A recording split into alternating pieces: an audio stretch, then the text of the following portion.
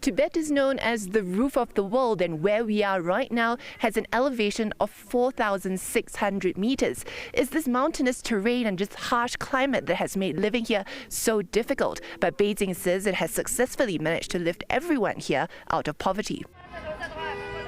Though this has not come without its controversies. This week on CNA Correspondent, we travel into Tibet, a region mysterious and misunderstood.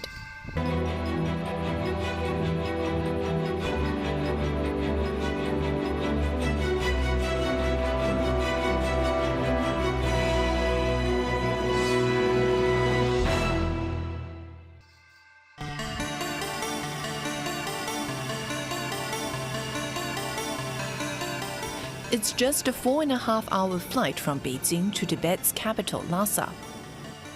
But getting permission to access the region is not as easy, especially if you're a diplomat or a foreign journalist like me. This time, though, we are entering the sensitive autonomous region on a rare invitation from the Chinese government. For a week, we traveled to various cities in Tibet, officials keen to show us housing projects, schools, and happy locals, which they said were examples of its success. The government claims over 628,000 people in the region were lifted out of poverty by the end of last year. But due to a packed schedule and language barriers, we had little time to explore or speak to ordinary Tibetans on our own. Though there were moments on this trip where we caught a glimpse of what it means to live in one of the most closely watched and guarded regions in China. One of the things that strikes you first amidst this mountainous terrain is the high altitude. We're talking about an elevation of over 3,600 meters, and that has meant for me that even walking at my normal pace can leave me sometimes out of breath, and at night I'm left with a slight headache due to the low levels of oxygen. But I know that for me, this is just the short term. For the people living here, the impact can be far greater. Former herdsman Wang Zha used to live in a mud house high on the Tibetan plateau, but now he's been relocated to this village built by the government on lower ground. His wife suffers from rheumatism due to living at a high altitude, but has since benefited from the hot springs and medical facilities that have been provided. Speaking to reporters through an official translator, the Tibetan Buddhist says religion has become irrelevant.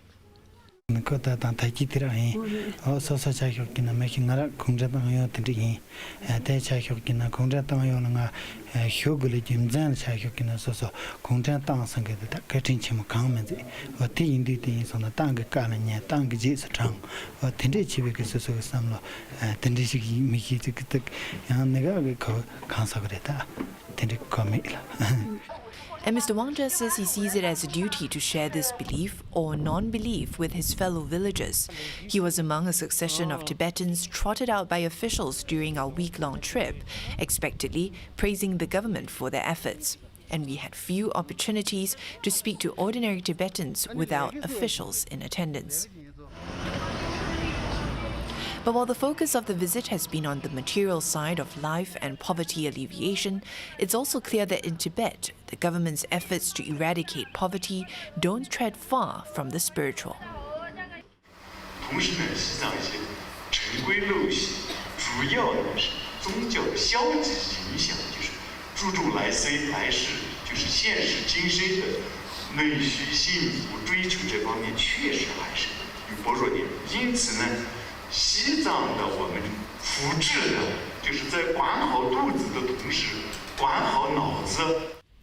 Religion remains a highly sensitive topic in Tibet after an uprising in 1959 resulted in the flight of Tibet's spiritual leader, the Dalai Lama, into exile in India.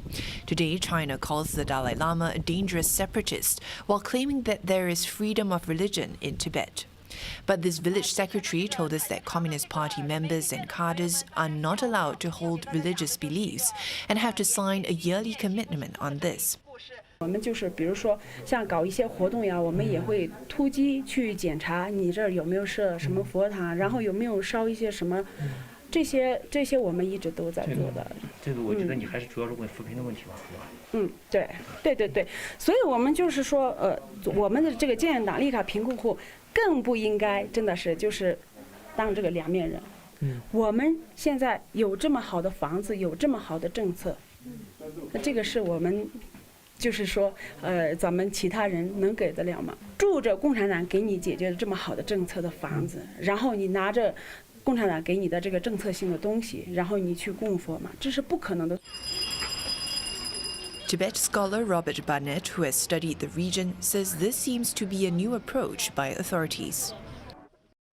What has happened in the last 2 to 3 years is that Chinese policy on religion in Tibet has moved to controlling the thinking of ordinary religious people, telling ordinary people who are not government officials and not monks and nuns that they should start changing their religious beliefs.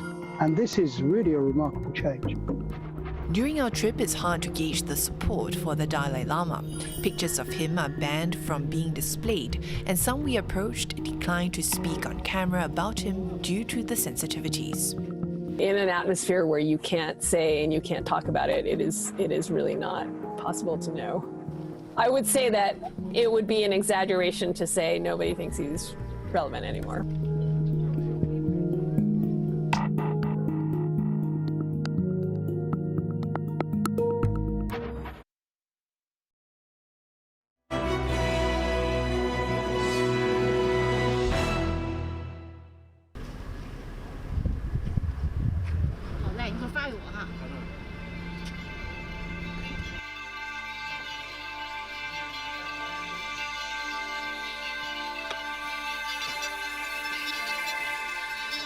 It's been a year since 62-year-old Solang Chupe moved into this 2-story home built by the government near Tibet's capital, Lhasa.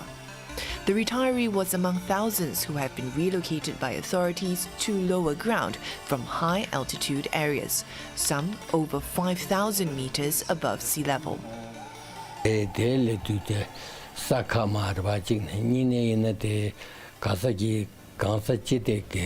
그래서 체견선 그리고 그 체견 약받지 다다도 차다 되게 오다 되게 가는 늘립되게 오대도 쓰니 오대도 로에 되네 칼라사에 되게 동감 약도 로에 수부대도 로에 니기도 로에 되게도 Solang was speaking to us in the presence of a government minder, and his interview, like most of the others we conducted during our week-long trip to Tibet, was pre-arranged by officials.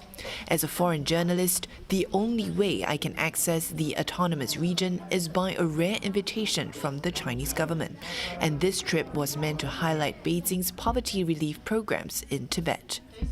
那开始的时候，老人呢会不会有点犹豫啊，不想搬呢？有没有？这个刚开始是有的。我们刚开始17年的时候出了这个政策，然后他们大部分都是老人嘛，小孩都愿意，年轻人都愿意。这反正主要是老人有点顾虑，怕他们顾虑是，反正这边也放不了牛羊，然后就找不了工作，不安排工作之类的，有顾虑。然后我们政府还有那些，反正多方面考虑和他们就业的。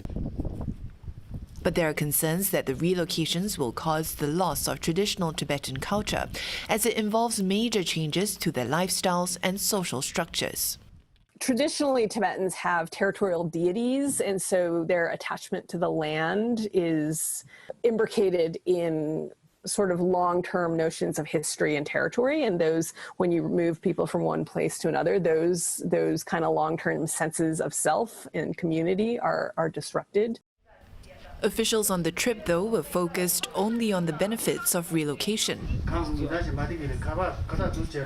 And they presented to us 35-year-old Luo Ci, who was sent for training by the village committee and now has a job as a security guard at the village kindergarten.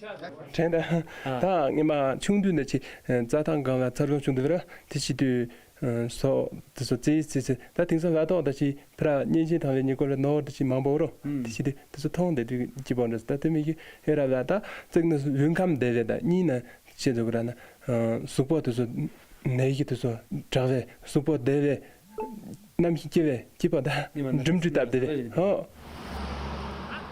Besides the relocation of families, Beijing is also investing heavily in Tibet, from new roads and railways to better healthcare and education. Through this economic development, try to change first improve people's livelihood, so that's important.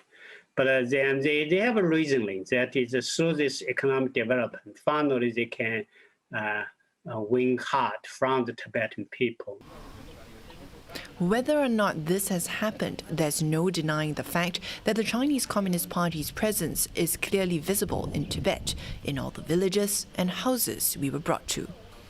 毛主席、邓小平、江泽民、习近平、胡锦涛。是你自己挂的吗？跟着来的。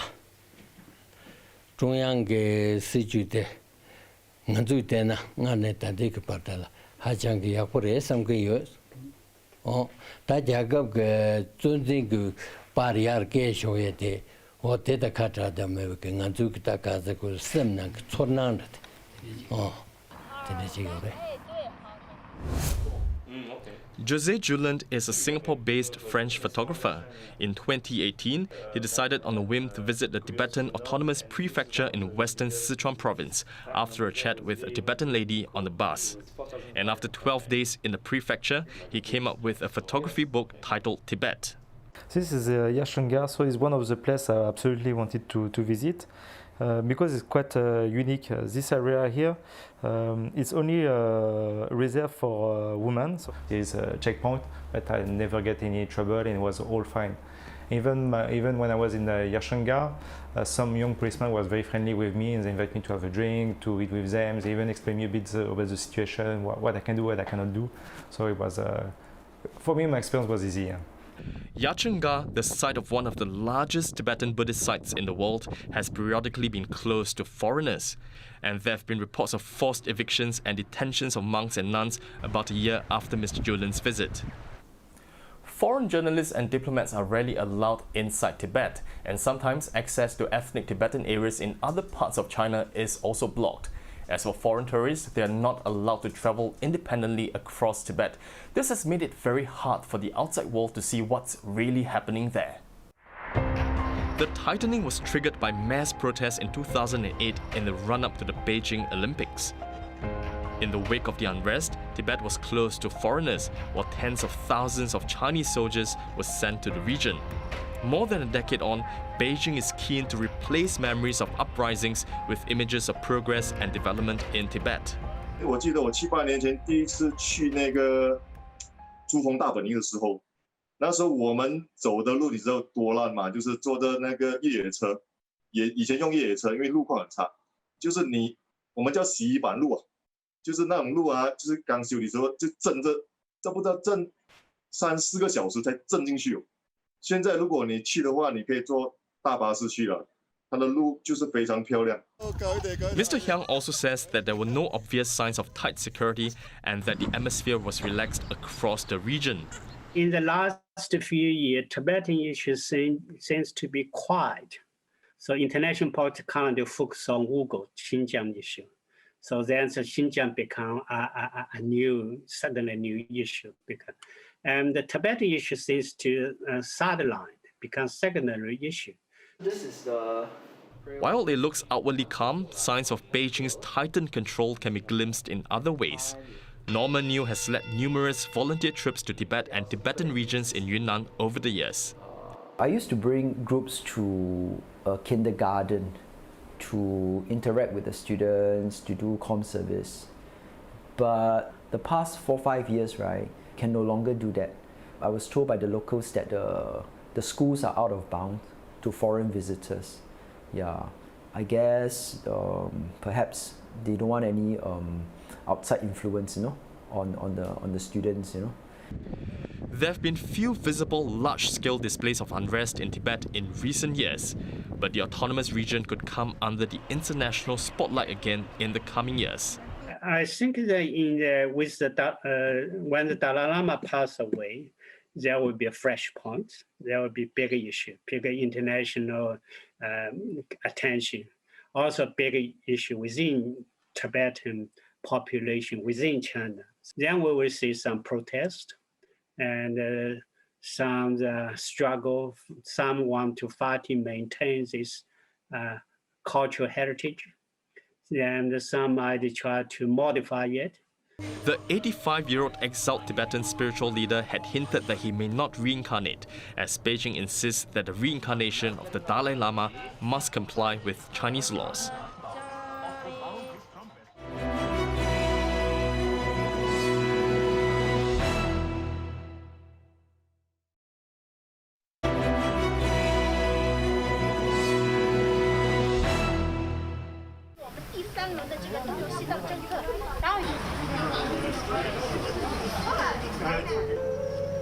We're in Tibet at the rare invitation of the Chinese government, the only way I can access the sensitive and sometimes restive region as a foreign journalist.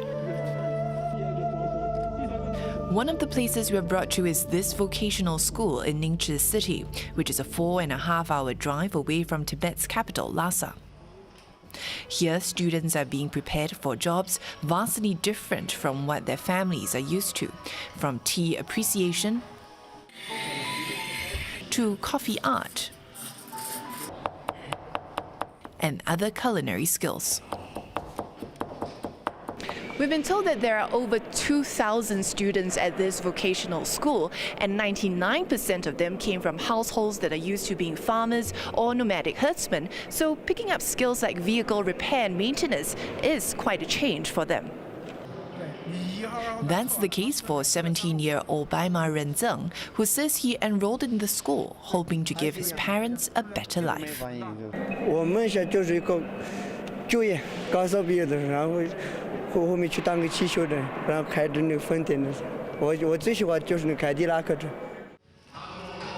Officials are keen to show how education is helping to lift poor families out of poverty in Tibet. But the school says the line is clear when it comes to religion. 学生在这里允许有宗教的活动？没有，不存在这种情况，不存在这种情况。这是共产党办的学校，我们崇尚科学，我们热爱党，听党话，感党，跟党走。 At a recent high-level meeting on Tibet, Chinese President Xi Jinping called for political and ideological education to be strengthened in schools. They are changing the education system radically so that it would be more about being a Chinese person, a Chinese thinking person. So I think that may make it possible for the Chinese to create a bloc of younger Tibetans who are supportive of the Chinese project. That might happen. Perhaps this is seen in recent university graduate Guisang Wangbu, who has big dreams. He hopes to run a company just like the one he's working for now. A new factory in Shigatse City in Tibet. 好久没去了，他现在年轻人这些的话也比较少了。其他的话，反正我的朋友就是就这样。觉得因为没兴趣吗？还是？不是，应该他没时间吧？现在不是我的朋友大部分都是，就是跟我的年龄差不多吧，都在找那种找工作的那个年段，所以也没时间吧。 Wang Bu says it's something he's perhaps also become used to. After all, he and other reports have suggested that participation in religious activities is tightly controlled in universities in Tibet. But this doesn't mean religion is no longer important to him. 就是觉得自己心里面，反正就是想那种东西，反正不知道也是为什么。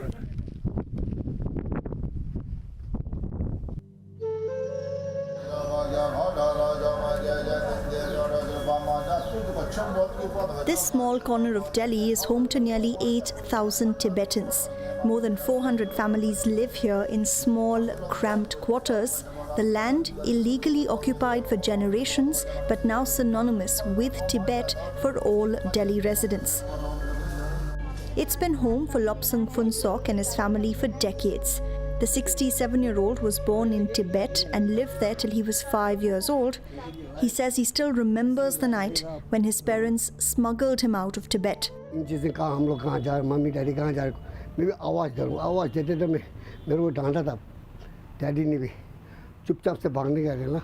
मैं तो यहाँ ऊपर में आया हूँ चला देगा वो लोग लेकिन उधर मैं खुद सकता हूँ क्योंकि उम्र 5 साल तो छलांग मार सकेगा ना ऐसे भी सकता हूँ ये भी मेरे को याद है एकदम अंधेरे में पता नहीं किस जगह में जा रहा है कुछ पता नहीं बर्फ़ का आवाज़ जैसे सुन रहा था ऐसे भी सुन रहा था His family first fled to Bhutan before moving to India when Lobsang was 14. He says he's lucky he and his family got out, but Lobsang still dreams of returning home one day. खुल्लम खुल्ला के लिए मिल गया तो है ना एकदम कोई डरने की ज़रूरत नहीं है तो पक्का जाऊँगा यार एक बार ये तो मैं सोचता हूँ It's a dream that Tashi Hamo harbors too, even though she's never even been to Tibet. Being Tibetan and had never seen one's own country, that's awful or the sad part for us. She was born in India to parents who left Tibet after the failed uprising of 1959.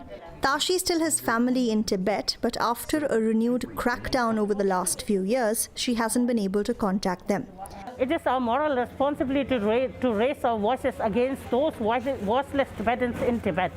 According to official data, there are more than 70,000 Tibetans in India, but their numbers are falling. Tibetans have lived in India for more than 60 years. While the community has thrived in the country, the Indian government does not officially recognize them as refugees.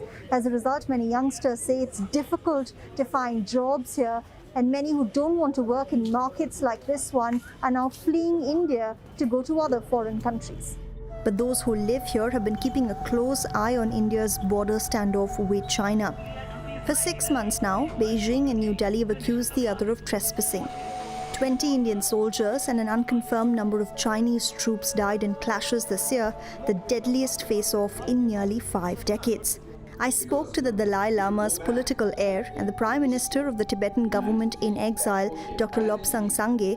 He says the standoff is proof that New Delhi stands to benefit by openly supporting Tibetan calls for autonomy. Tibetans are sad that we've been saying this for 60 years, that you cannot trust the Communist Party of China. Many people in Delhi and in India did not take it seriously.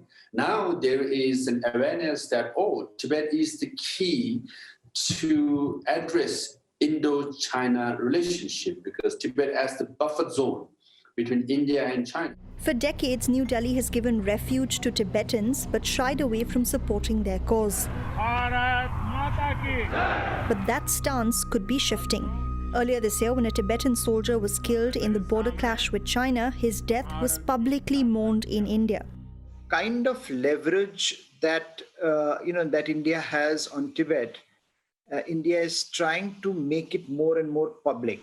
It doesn't mean that India will end up changing its long-standing policy, but it means that India will certainly want to make China aware that there are aspects of the relationship that can be exploited by India to India's advantage if things get out of hand.